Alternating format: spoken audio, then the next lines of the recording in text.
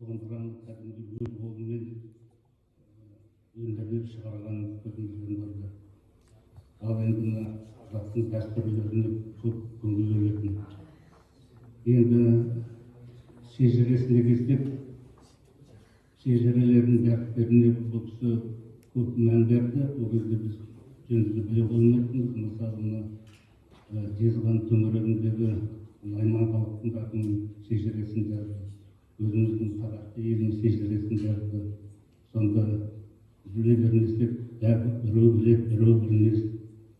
Мына әлі деген тараптардың аталарынан тарайтын өзіміздің әнші белгілі Францияда, Германияда, Мәскеуде аты шығып өзінің өнерін көрсеткен Әміре Қашаубаевты сол кезде ғана білдік. Енді ол кісілердің жаңағы еңбектері үлкен мол. Мысалы, өзіміздің жаңағы кезінде мына ұлттық даланың ақселеуі деген екі кітап шыққан, бәрін бәріктеріңіз білесіздер. Оны Ұржан Әлменбекова деген өзінің қарамағында бірге жұмыс істеген, сосын өзінің жан жолдасы Тойшығары Салғарин деген кісілер. Сол кісілердің енді қасында өздерінің жолдастары, жаңа өздеріңіз айтқан жазушылар, сол кісілермен бәрі көріп қойдық, әңгімелерін естідік. Мысалы, жаңағы өзінің 50 жасын жасаған кезде өзіміздің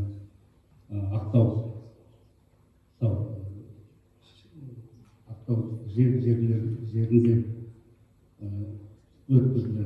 Сонда үлкен құламалар келіп, сол кісілердің әңгімелерін, қалжыңдарын естігенде олардың өздері бар жатқан тарих.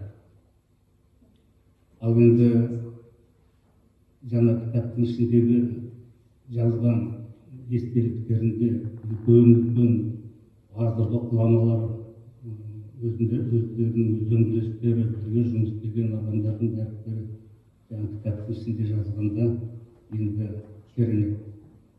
Мысалы, өзіміздің академик Серік Ақсақалов, Мұстафа дүниеден кеткен, сол кісінің өзі менің ақселеуім деп жырлағанда өзінің шешендік тілі, жаңағы бүкіл білімі, журналистикасындағы ең шебер деп қазіргі ұрпаққа барлығына керектігін айтып,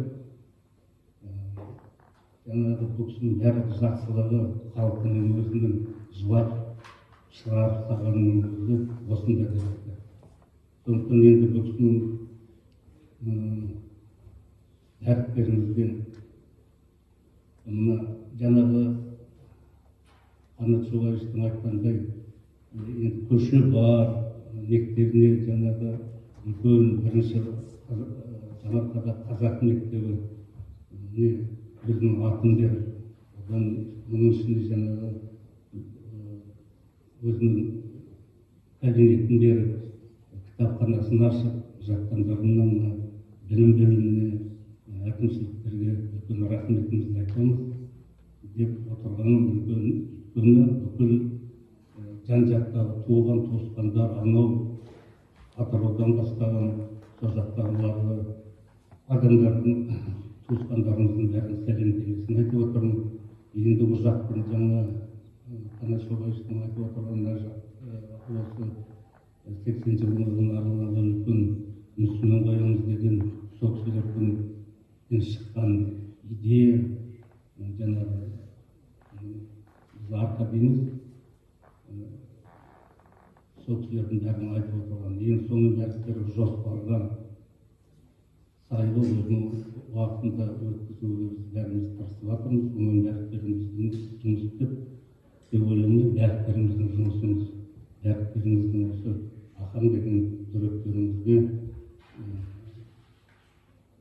ілтипаттарымызға үлкен рахмет.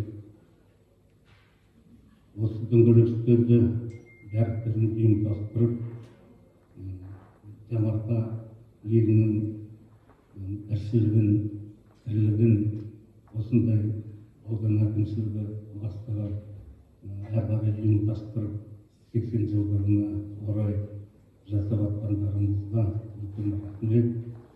Әрдайым жамағатымыз гүлдене берсін. Еліміз аман, заманымыз тыныш болып, осындай үлкен отырыста бастарымыз қосыла берсін. Рахмет.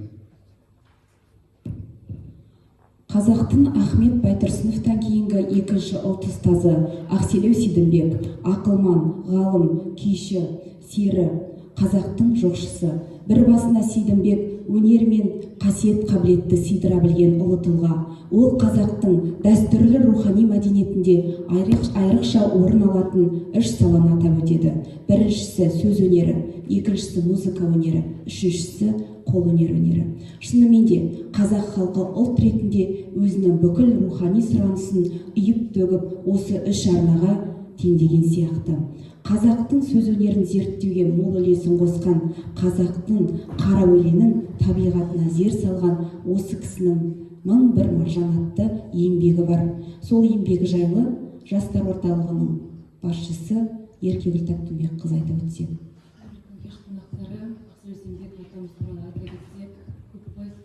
Біріне тоқтала кеткен Ақселеу Сейдімбек халқымызбен бірге жанасып, болмыс тіршілігіндегі тарихындағы елестететіндегі бізге осы өмірге осы қара өлеңді жетелеп, саралап, жүйелеп 1989 жылы қазақ дәстүріндегі халық лирикасындағы қара өлең жанры атты кандидаттық диссертациясын қорғап, мыңдаған данасын 1001 маржан атты кітап арқылы шығарған болатын.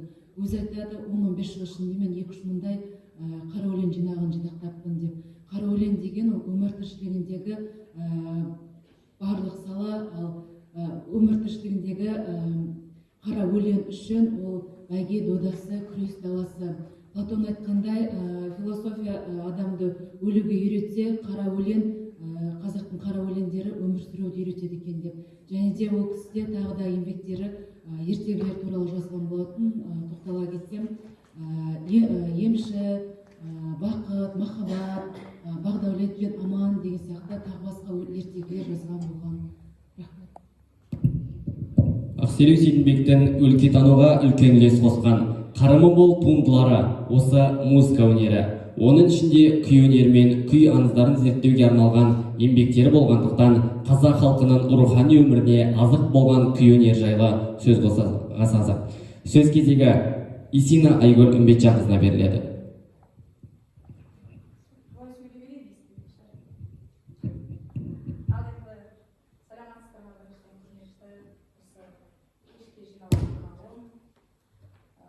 Ақселеу Сейдімбек туралы айтатын болсақ, өте көп дүниелер бар. Оның ішінде өнерге тақау дүниелер өте көп. Бұл кісінің бір қыры, бұл кісі жалғыз күйді зерттеп, ән жазған емес, бұл кісі актер болған екен. Жас кезінде көптеген қойылымдарда рөл алып, актер ретінде сомдаған рөлдері бар екен. Енді біз негізі өте бақытты халықпыз ғой. Бақыттымыз дейтініміз, бізден сондай көп керемет тұлғалар дүниеге келген.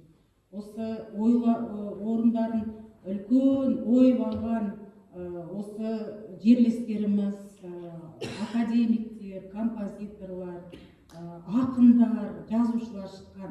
Біз өте бақытты халықпыз.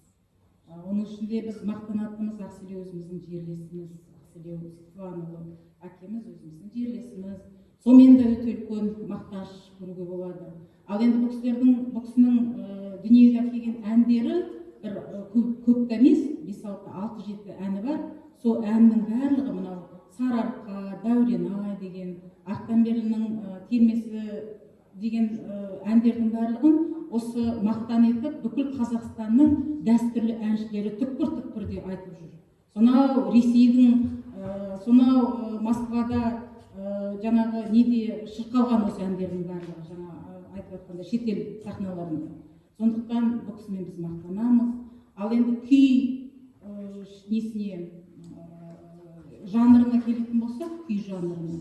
Бұл кісі күйді өзі нотаға түсірмеген, но бірақ зерттеген. бұл кісі біздің сонау Дайрабай, Сайдал Сарқықа сияқты кісілердің күйлерін зерттеп қағазға түсірген барлығы. Ол мағынасы қандай, жан-жақты жинақтаған. Және де баяғы көшпенділердің музыкалық мәдениетіне қатысты ол кісі көп жәдігерлерді жинақтаған. Яғни мынау шелковый путь дейді ғой, жібек жолынан жүріп өткен жаңағы Парсы елі, Араб елі, Қытай бар, Грек бар, Рим бар, сол кісілердің жәдігерлерін жинақтап, сол бойынша көп жұмыс жасаған.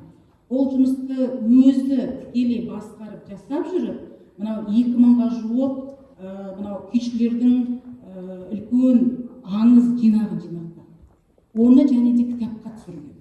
Бұл бір таптырмайтын мағлұмат, өйткені әркім ондай өнерді зерттей бермейді ғой.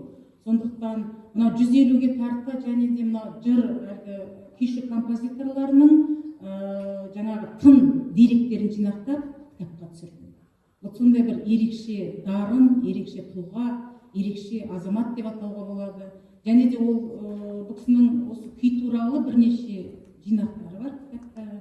Жаңа айтып өткендей, қазақтың күй өнері атты кітабы 2002 жылы дүниеге баспаға шыққан, жарыққа.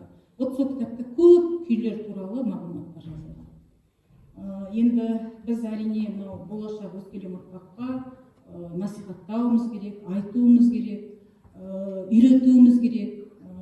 Өйткені бұндай кісілер біртуар азаматтар. Негізі 8 қырлы, бір сырлы азамат деп осы Ақселеу Сланұлы Сейдімбекті айтуға болады. Өте керемет, оқи берсеңіздер, өте әлгі білмейтін дастан, білмейтін біз, например, Сайдал Сарқықан былай білеміз ғой енді. Бірақ ана углубленно жазып, соны дәріптеп зерттеген кісінің бірі осы кісі. Сондықтан сондай көп мағлұматтар, көп шығармашылық дүниелерді жазған азамат. Сондықтан біз өте мақтанамыз. Келешекте бізде жаңағы Қанат Шұбайұлы айтқандай үлкен мәдени шаралар республикалық деңгейде өтетін. Сондықтан соның барлығымыз атсалысып, бүгін керемет бастама болып жатыр конференция. Осының жалғасы жыл бойы табылады деген ойдамыз. Рахмет. Расымен 2000-ға жуық тарихи ұмыт болып қалған күйлерді қайта жаңғыртқан осы Ақселеу ағамыз. Және де осы ақанның ғылымға бет бұрмай тұрып, қаламы қарымды журналист, публицист болғанын бәрімізге белгілі. Осы орайда өмірдегі өнер жолын очерк жазумен басталған ол кісінің осы саладағы қызметін Жаңарқа газетінің редакторы Салтанат Аманқызы ашып айтып кетсе. Бүгін бір тамаша тартымды дөңгелек үстел өтіп жатыр. Шынында да Ақан бұл қазақ өзі Ақанмен мақтанса, Ақан бұл Ахмет Байтұрсыновпен мақтанамыз ғой біз. Ұлттың ұстазы, қазақ ұлтының жанашыры, әдебиетке, мәдениетке, білім саласына әкелген ұстазымыз Ақан болса, сол Ақанның 80 жасында дүниеге келген бұл Ақселеу Сейдімбек. Биыл бұл кісіге жаңағы 80 жыл толып жатыр, ол кісіге 150-70 жасында.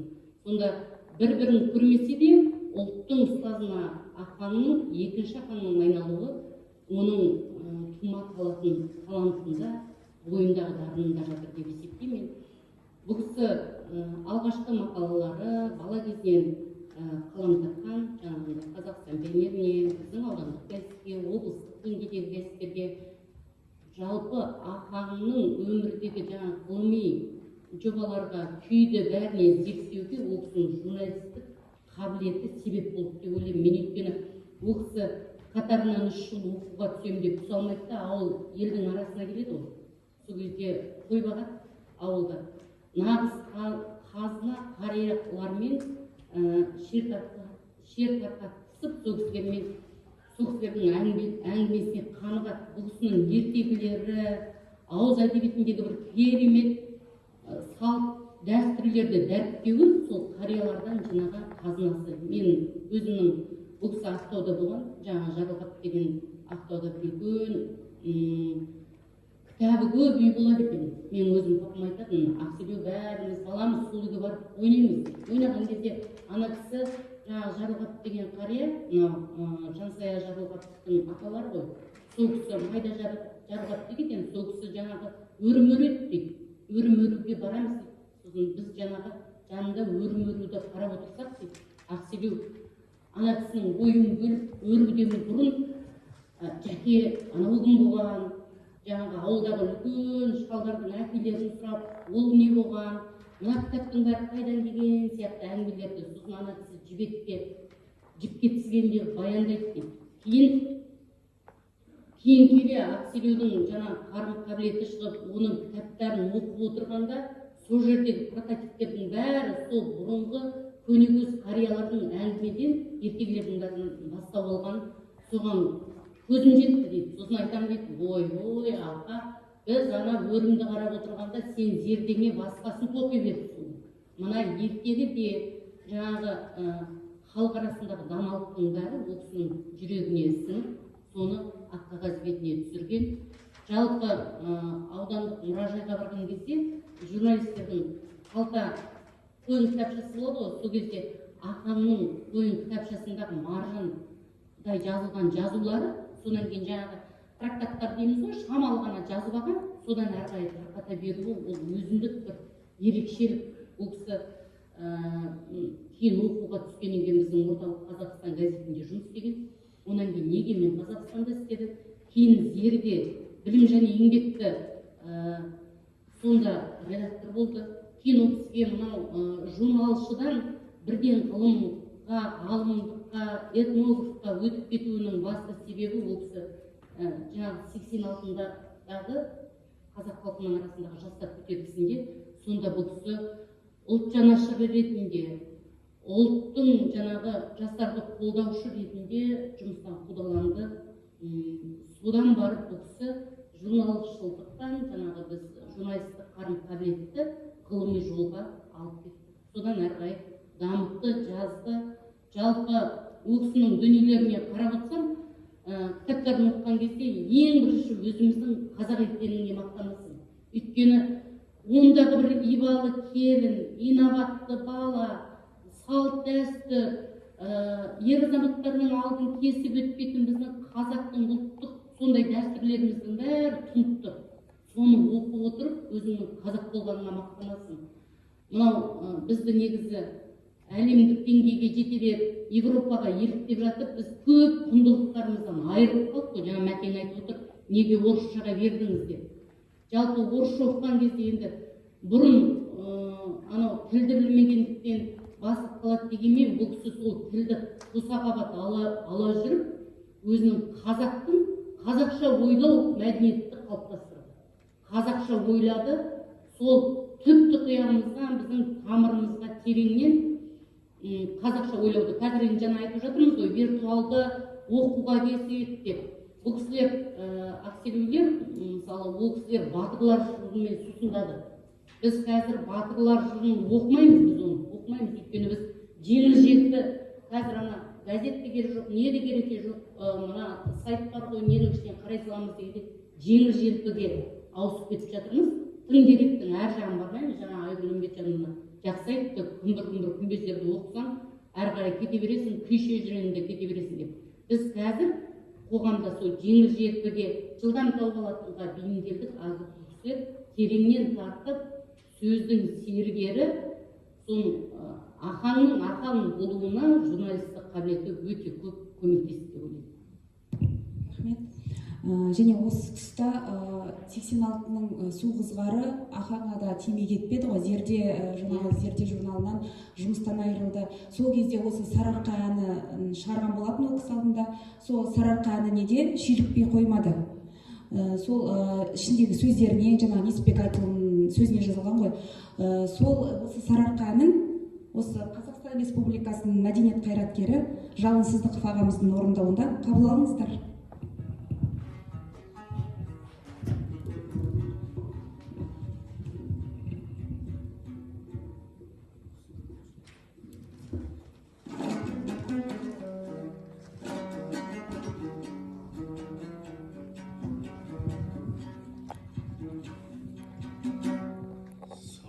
Жайлауым менен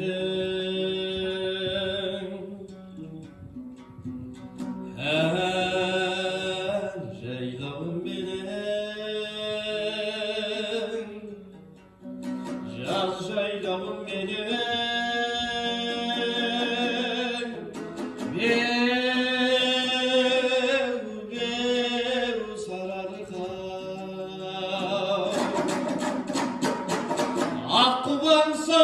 қонған маңдай көрді,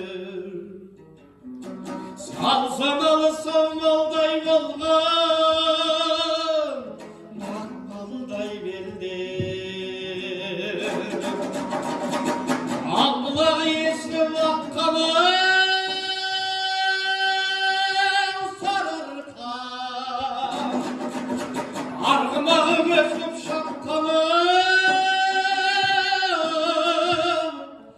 аңызы дала, қобызы далай, абызы дала, сарыарқай. Қасиетті төрем, кербегім, езгиегім, шергиегім, сарыарқай.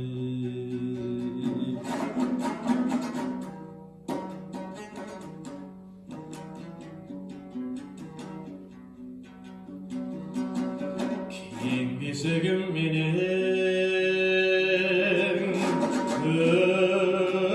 өсірім менен, сен де сырым менен,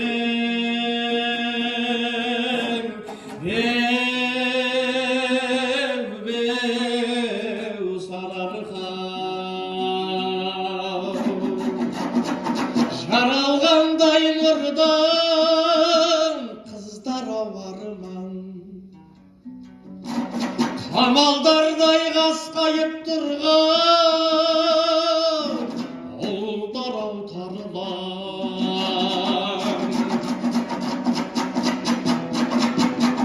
Боз жусаны омырау қақтамай сарыарқа, бозторғай қоңыраулатқаны аңызы дала, қобызы далай, абызы дала, сарыарқай. Қасиетті төрем, кербегім, жезгиегім, шергиегім, сарыарқай. Кербегім, шергиегім, сөз түйенім, сарыарқай.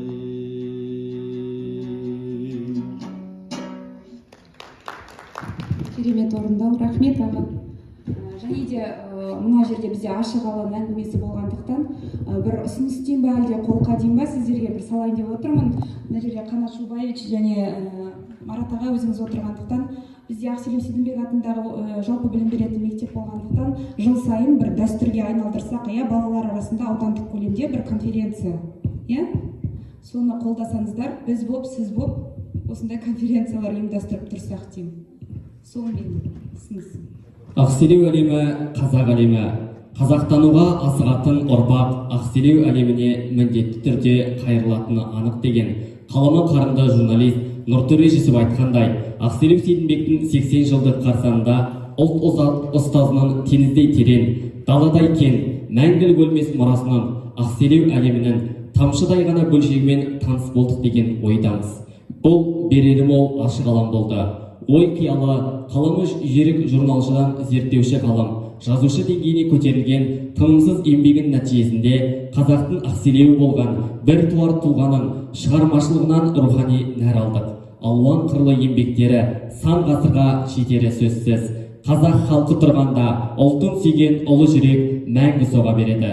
Олай болса, келесі кездескенше күн жақсы болсын ағайын.